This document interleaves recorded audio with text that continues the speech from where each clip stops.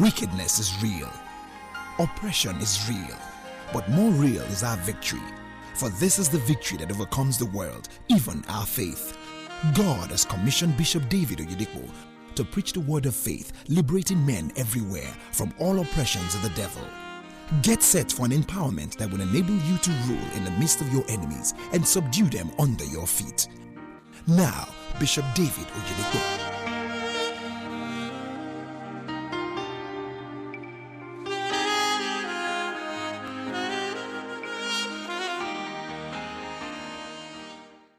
There is no new generation truth.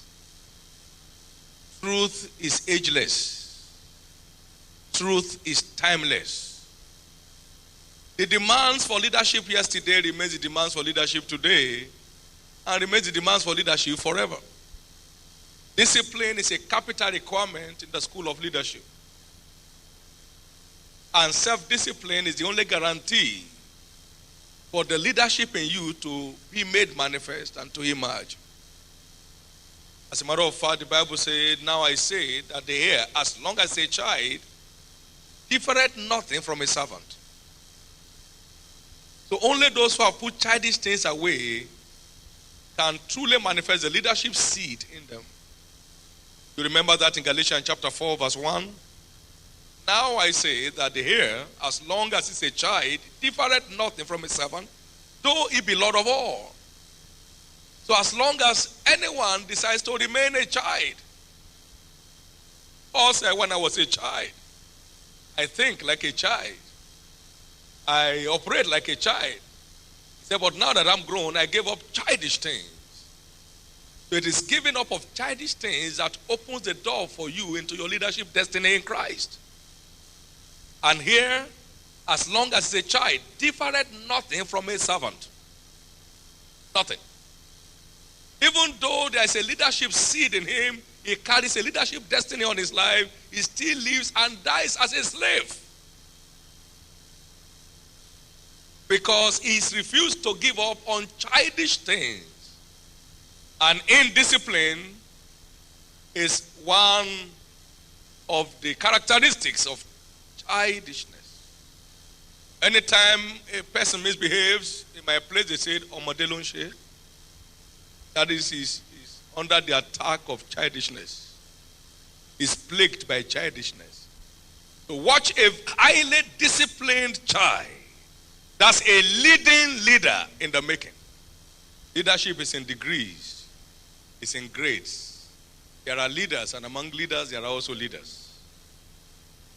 And I want to strongly believe that the quality of our self-discipline is what determines our leadership rating in the ultimate. It was John Maxwell that said, play today and you pay tomorrow, and pay today and you play tomorrow. Early to bed, early to rise. Uzziah was 16 years old when he became king in Israel.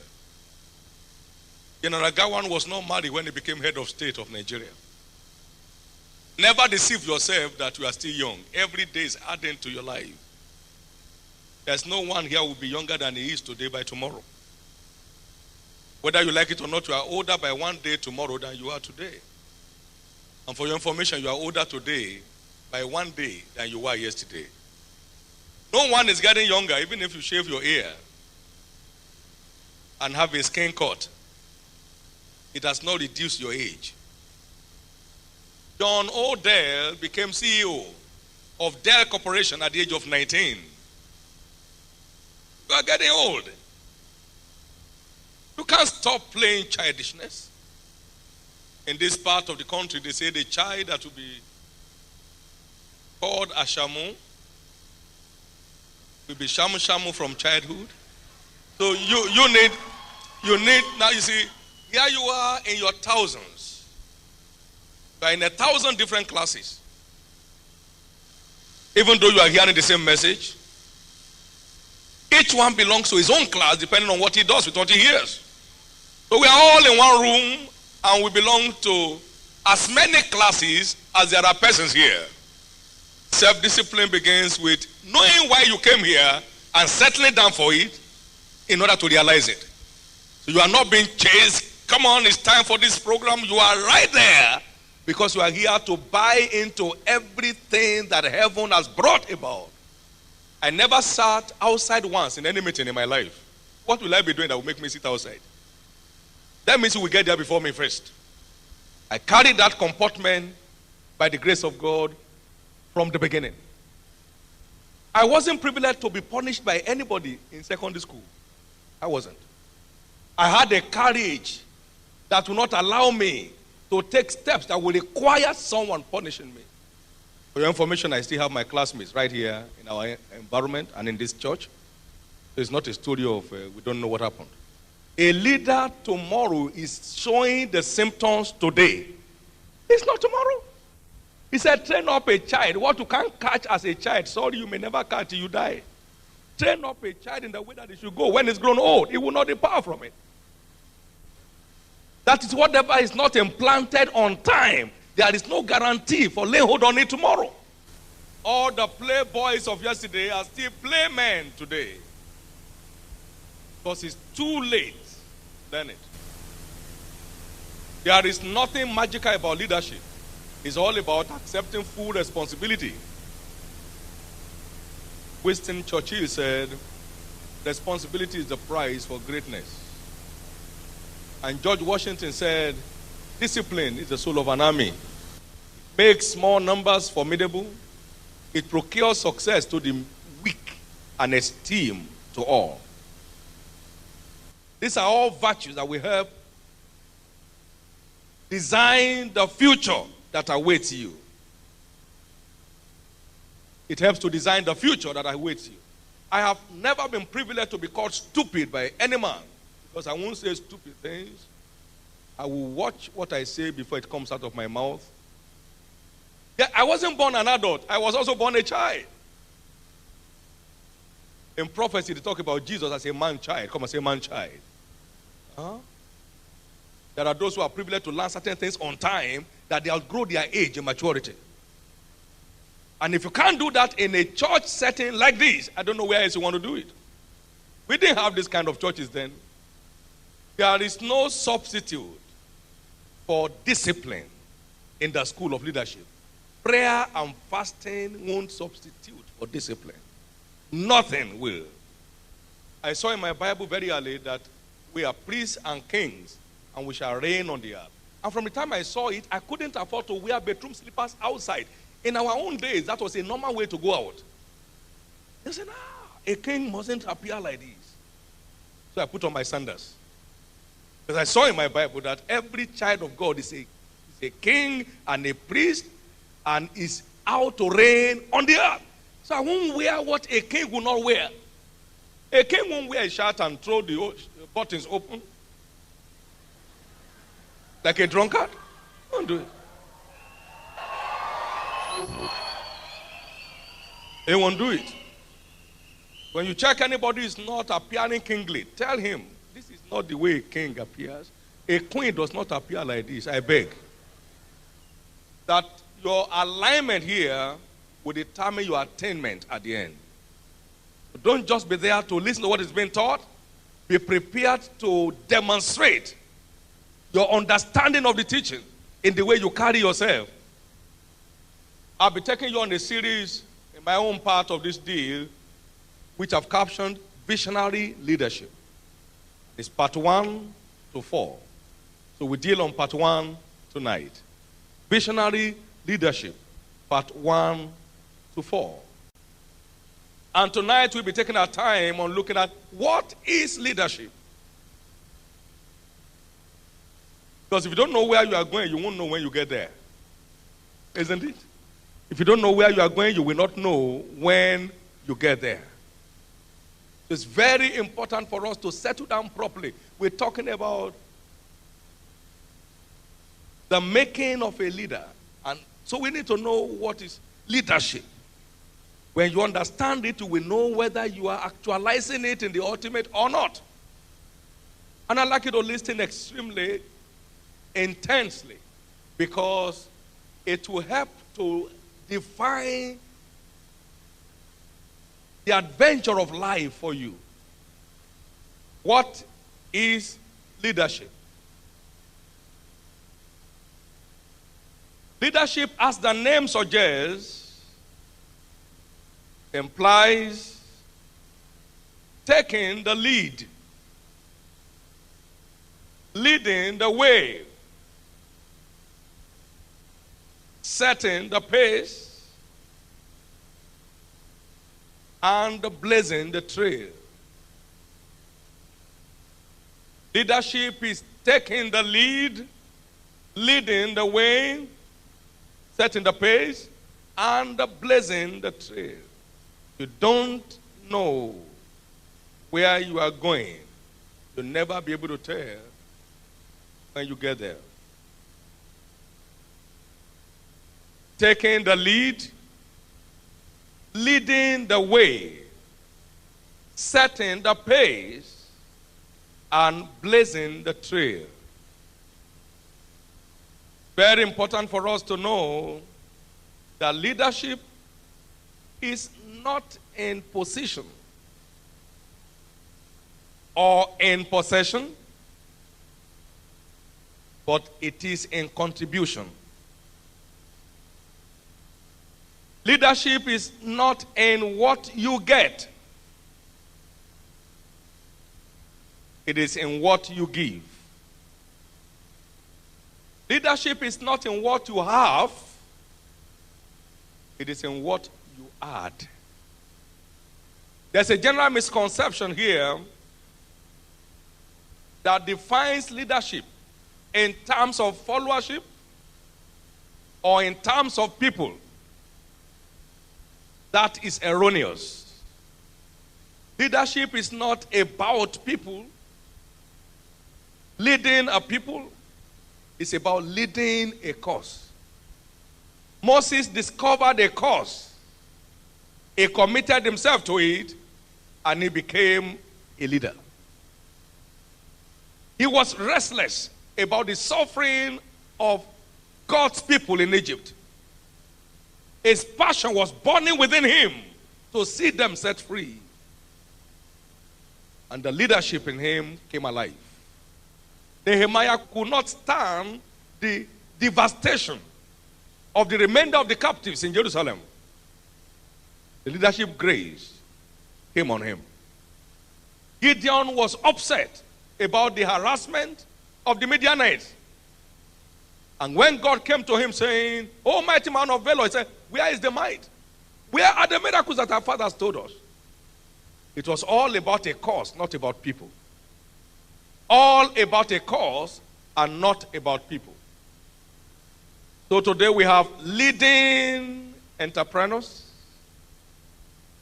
leading scientists, leading authors. Now, so if you look at that, you'll find that we are talking about causes, we're talking about careers, we're talking about mission. We are not talking about people. We are not talking about people. So until you can define your mission, you are not a candidate for leadership. So leadership begins by clearly being able to define your mission on earth and committing yourself to the same. That's where leadership begins. Therefore, it is living for a cause that makes a leader. It is living for a cause that makes a leader. It is commitment to a cause that makes a great leader. Like I said, therefore, leadership begins by first identifying your cause, discovering your purpose, laying hold on your mission. So it is your impact in your field that defines your leadership rating. It is your impact in your field that defines your leadership rating. There are political leaders, there are academic leaders, there are ministry leaders, there are leading musicians, leading artists, leading pastors, So leadership is not about people. It's about excelling in your mission. It's about taking the lead in your field. It's about leading the way in your career. Politics is one of the 1,001 careers in the world. It's one among a million. So it is heresy to think that you cannot influence society without being in politics. It's an abuse to intelligence. I've never been in politics. I'll never be in it till I die. That's not my field. But there are presidents in this country that will never make the kind of mark that some of us are making in our own little corners. That will never make such marks. There are presidents who will die and the nation will not even know that they died. There are individuals that will go off and the whole nation will be at a standstill because of impact and influence. Their respective areas. So in our discussion in visionary leadership, it's very important to first of all be able to define your mission on earth. In every human endeavors, there are leading leaders. As far as we are concerned in the kingdom, every calling in the kingdom is a high calling. It is you that determines how much of that high calling you are able to realize in your lifetime. So it is living for a cause that makes a leader. It is commitment to a cause that makes a great leader. Hear what Jesus said in John chapter 18 and verse 37. Pilate asked him, I said, art thou a king then? He said, thou sayest. For to this end was I born, and for this cause came I to the world. To this end was I born. John 18:37. And for this cause came I to the world, that I may bear witness unto the truth. One end, one cause, and he committed his life to it. Today, there is no leader of his class, the entirety of the human race, neither would there be any until the close of the age. He committed himself to his cause. He said, no one took my life from me. I laid it down by myself. I have power to lay it down. I have power to take it again. So until your mission on earth is defined, you are not a candidate for leadership. Because leadership is tied to mission. Leadership is tied to your vision. That's why the Bible says without a vision, the people perish. What does that mean? It means people are stripped of glory and honor without a vision. Because their glory and their honor is in their vision. It's in the mission of God for your life, the purpose of God for your life. That's where your star is. Until you find what to live for, you are not a leader in the making. It is finding the right thing, not just a thing, the right thing, as ordained by your Creator. Because one wrong step can wreck a whole destiny. Finding the right cause and committing yourself to the same will cause the leadership grace in you to come to light.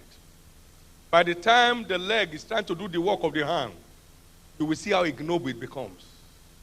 You need to put your leg to reach your mouth.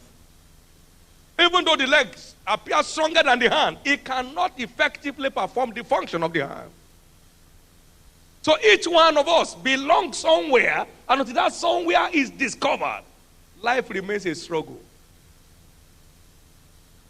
Some have found it, but they won't stay there. No, that's not my plan.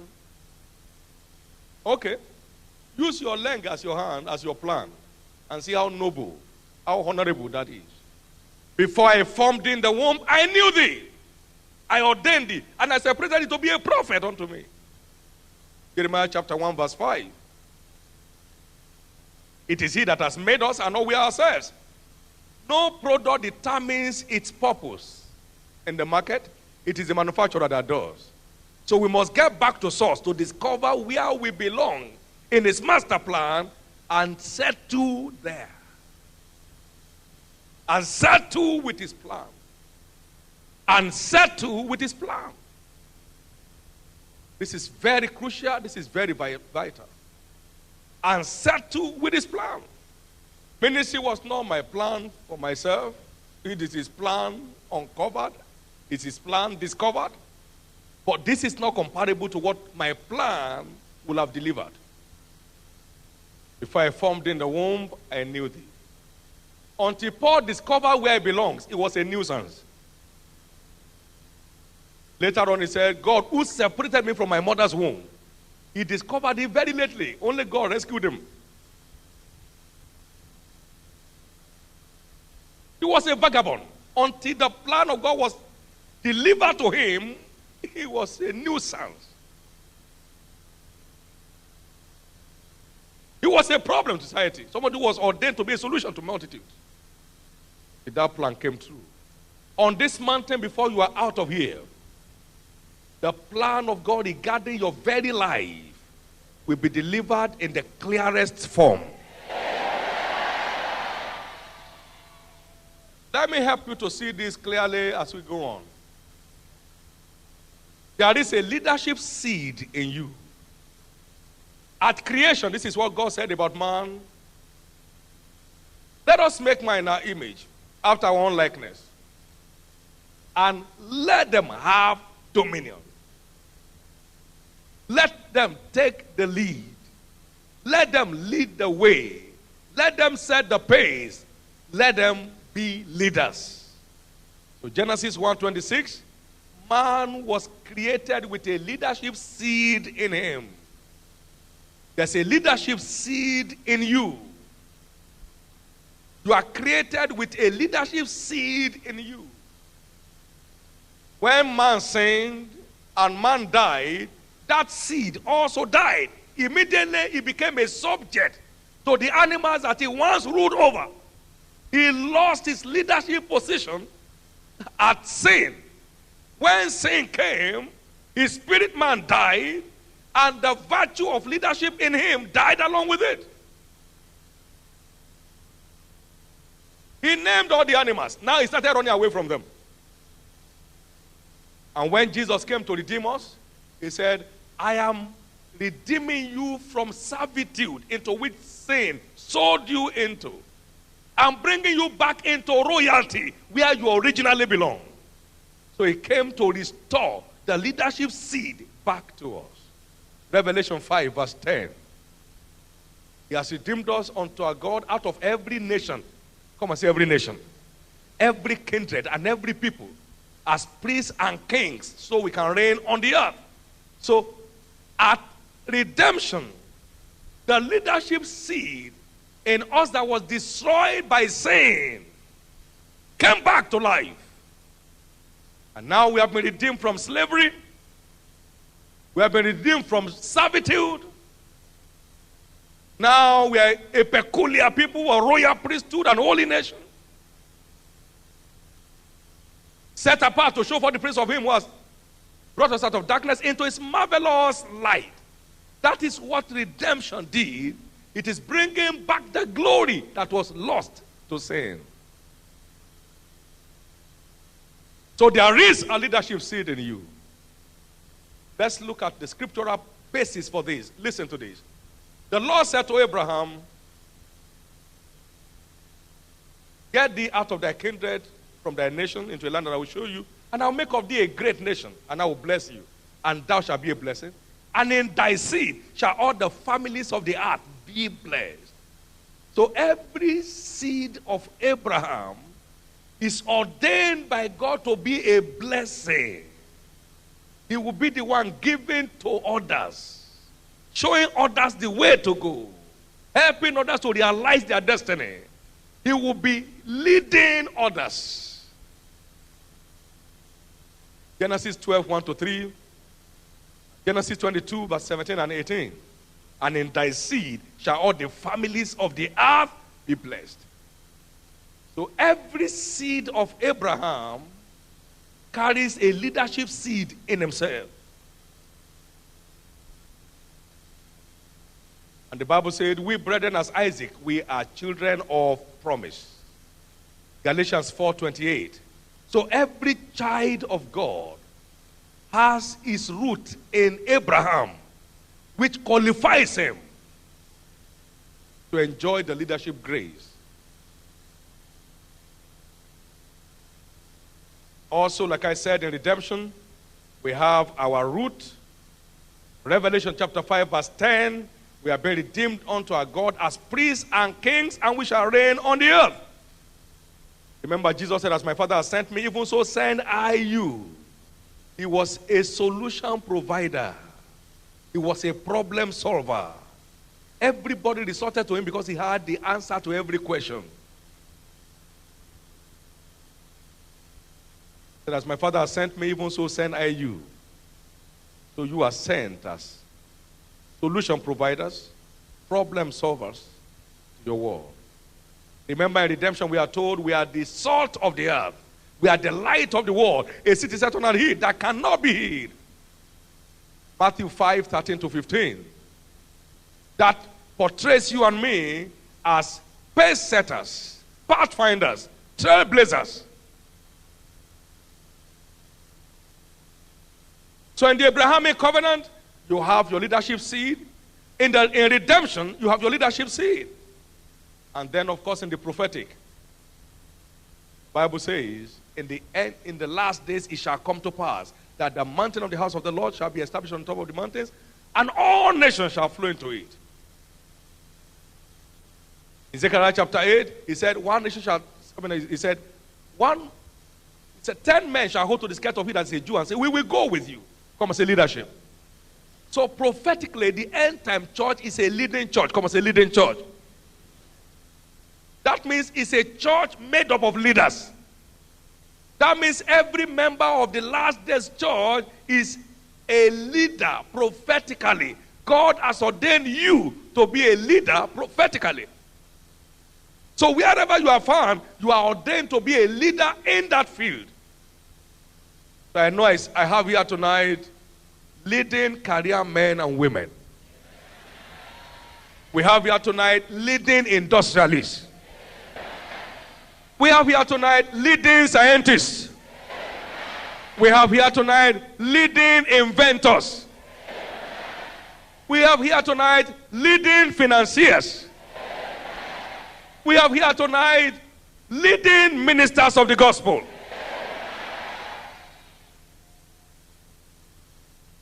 All you need is to quickly identify where you belong and begin to take steps towards taking the lead by investing the best of your time, your energy, and resources in your pursuit.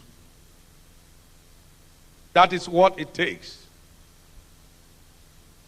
So leadership is not about followership. It's not about people. It's about a cause. You have leading youth ministers, leading children ministries. I mean, individuals who just came in there and began to add value to what used to be. That is what it takes. You can't discover your mission and not be willing to die for it. Whatever is not worth dying for is not worth living for. After the Lord called me, many people wait for confirmations. That's why they suffer confusion. A number of people wouldn't see what God called me to do. And one of our most respected elder statesmen in the ministry said, no, God hasn't asked me to go to full-time ministry. But I knew so much what God said to me, and I said, God, should I pretend not to have heard you? See that I don't succeed in any other thing I do. I heard you by myself as a man, he has his friend.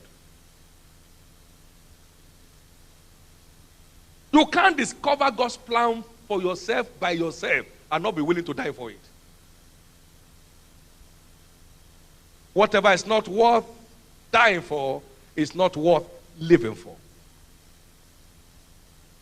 So the greatest task which I'd like you to set your minds on to during this great event is the clarity of God's plan as it relates to you. Lord, in the morning, I want your plan for me clearly defined. I want a clearer understanding of my mission on earth I don't want to go through life by trial and error. I want to be definite about where I belong. Definite. If you are caught up for academics and you run yourself into business, you run bankrupt before you know it. If you are caught up for business, you run into ministry. You'll be so frustrated. You wonder whether God is still in heaven. Because who is he that says, and it comes to pass when the Lord has not commanded it? Lamentation 3 verse 37. Lamentation 3:37. So it is only what God has commanded that puts you in command. Anytime you are outside God's command, you lose command. For who is he that says, and it comes to pass, when the Lord commanded it not? You can't believe I got that scripture 30 years ago, 1976, and I every time I want to be sure God has commanded this before I will get into it. And someone asked me many years ago, he said, how do you get things done so cheaply in this ministry? I said, we do nothing except it is what? Commanded. When you operate as commanded, you remain supernaturally in command. When you operate as commanded, you remain supernaturally in command. Why am I saying this? Many great leaders have sold their leadership birthright to American lottery. They have sold their colorful birthright to a morsel of meat. They have followed friends through the desert on their way to Europe. That is somebody supposed to provide global leadership in a sphere has suddenly become a slave in Germany by a deception of the devil. Somebody cut out to be the leading industrialist in a nation. Became a cleaner in Japan. Because of lack of vision, he had become a victim of frustration. My prayer for every one of you is this, that you will not leave this mountain without a clarification of your mission on earth. For who is he that says, and it comes to pass, when the Lord commanded it not? Therefore, leadership is not about occupying a seat. It is about breaking records and setting new standards. It's about breaking records and setting new standards. Leadership is not about wearing a title. It's about accomplishing a task. Billy Graham, in most circles, is still referred to as Mr. Billy Graham. Mr. Billy Graham. A great man of God, Kenneth Copeland, is still brother Kenneth Copeland. He'll be 70 years old this December. It is here they celebrate titles. There is no entitlement in titles. It is in the task accomplished. In Nigeria today, you call somebody a chief. You say, no, I'm not a chief, I'm a high chief. You have to add high to it because you can make me a chief like any other chief. I'm a high chief. There are no entitlements in titles. It's only in the task accomplished. You only will hear who did this, not who bears this. The name you bear, the title you bear is your choice. It does not determine your worth. Only purpose-driven people end up becoming leaders. May your purpose on earth be discovered in the clearest terms. May you be willing to settle with God's agenda for your life. May you celebrate your own mission all the days of your life. That is what it takes to become a visionary leader. A purpose-driven man, a purpose-driven woman, someone who is willing to live for a cause and die for that cause, should that be required. Somebody who sold out to a well-defined purpose. And you can't be sold out without standing out. You cannot be sold out without standing out. So you have not come here for a jamboree, you have come here for a training session. And I'd like you to celebrate that opportunity and make the most of it from the depth of your heart. Willing to make the most of it from the depth of your heart. Can I hear you say with me, there's a leadership seed in me. I shall not watch it die. There's a leadership seed in me by virtue of my connection to the Abrahamic covenant, by virtue of my connection with redemption, and by virtue of my connection with the prophetic. There is a leadership seed in me, and I shall not allow it to die. I shall nurture it, dig around it, fertilize it, until it comes to light. So help me, Lord. So help me, Lord. So help me, Lord. So help me, Lord. Why are we here at this time? A vision does not make you a leader. It is the actualization of that vision that does. It's not a vision that makes you a leader. It is the actualization of that vision that does. And if you look at a vision as a spiritual seed, then it has to be cultivated. It has to be watered. It has to be nurtured before it can begin to bear fruits. So if you do nothing about the vision, it will still die. And what we are here to do is to teach us what to do with the vision that God has set ahead of us so we can make the most of it in the journey of life. That's God's purpose. But you all know that you cannot set new records without an understanding of the existing one, isn't it? You cannot.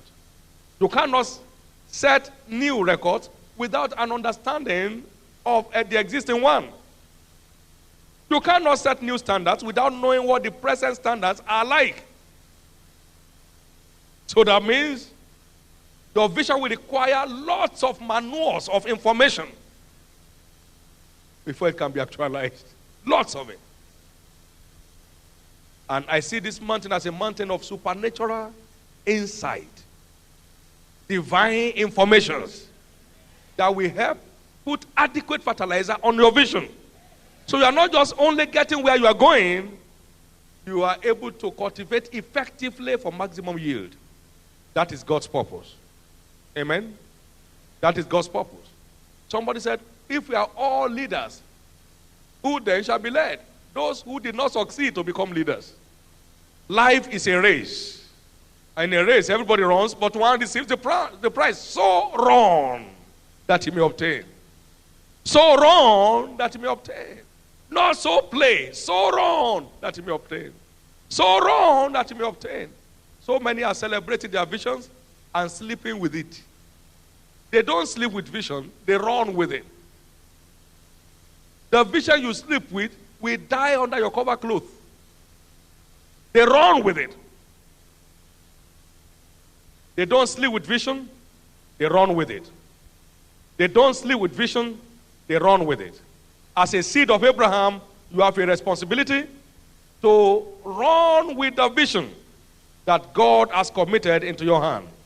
And as you run with it, He supplies you the grace to actualize it.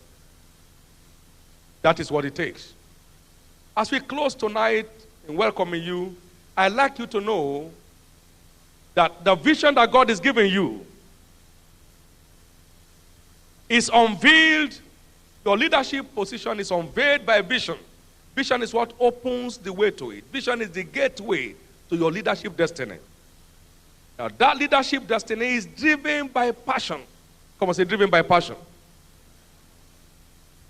It is activated by planning, engineered by sacrifice, and actualized by tireless pursuit. I come again. There's a leadership seed in you. It is unveiled by vision, driven by passion, activated by planning, engineered by sacrifice, and actualized by tireless pursuit. I come again. There's a leadership seed in each of us. This leadership seed is unveiled by vision. It is driven by passion, activated by planning, engineered by sacrifice. So when the plan is not working out, he said, no, I give it all it takes because it must work. If one approach fails, you design another approach. My enemy rejoices not over me. When I fall, I shall rise again. Engineered by sacrifice and actualized by tireless pursuit. By July 1st, 1984, attendance in our church in Kaduna was 90. How many? That was the day we ordained our first set of deacons. So I still have the clear record of how many people were in church. On that day, it was full. Church was full. It was 90 people. 1984, 22 years ago. By 1985, we had crossed 300, 500. By 86, we've started 3 services in a small little hall. As we bolted out of that little hall, by November 1986, it can never take us again, so we came out to the open. This church had no structure of its own. 1989. So you can be weary and give up, but be followers of them through faith and patience, obtain the promise. There is nothing magical about destiny. Destiny operates by principles. If you don't understand the principles, you lose your place before you know it.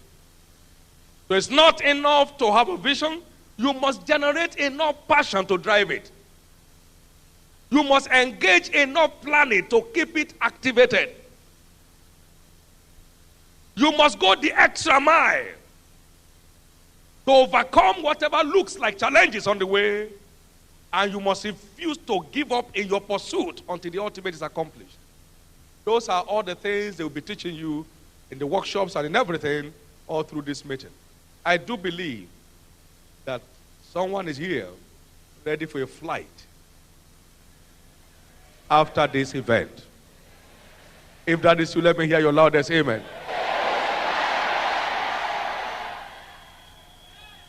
I've never had pleasure in vacation because my mission is always very delightsomely demanding. It's not just I'm not stressed. I'm enjoying it to the utmost. I'm enjoying it to the utmost. Without pursuit, you won't be on this ground today. Without passion, we can't drive it. Just like without fuel, your vehicle will not move. Without passion, your vision won't move an inch. It takes a burning passion to keep your vision moving. It takes continuous planning and reviews of plans to keep it activated. It takes servicing it by sacrifice. You are servicing every aspect that is about to knock to make sure it goes up. Then you have decided, I'm not turning back. Not giving up. I'm not done. I'm not giving up. I'm not done. My God will do it again, just like before. I'm not giving up. I'm not done. The popular statement of Oral Roberts: winners never quit, quitters never win. All you need is wake up and tell yourself, my mission on earth will never be sold out for a morsel of meat. I will give it all it takes until God's purpose is fully actualized in my life. Lift up your 2 hands before the Lord. Take grace from God to nurture the leadership seed in you with all it takes. If that is you, let me hear your loudest amen. Some of you have heard about the name Jack Hayford before. Jack Hayford, great man of God in the United States. He recently became the president of the Foursquare Church. As he is in the Foursquare and is blessing the world round about over the years. It is not where you are that determines leadership. It is who you are. Joseph was in the house of Potiphar. He was a leader. He was in the prison. He was a leader. Until he became a leader in the whole land of Egypt. It's not so much about where you are. It is who you are. It is who you are. The leading pastor among leading pastors in the world, Yonggi Cho. Terrific. It belongs to the Assemblies of God. And yet, the whole world was gravitating in that direction to draw virtue. It is not so much about where you are.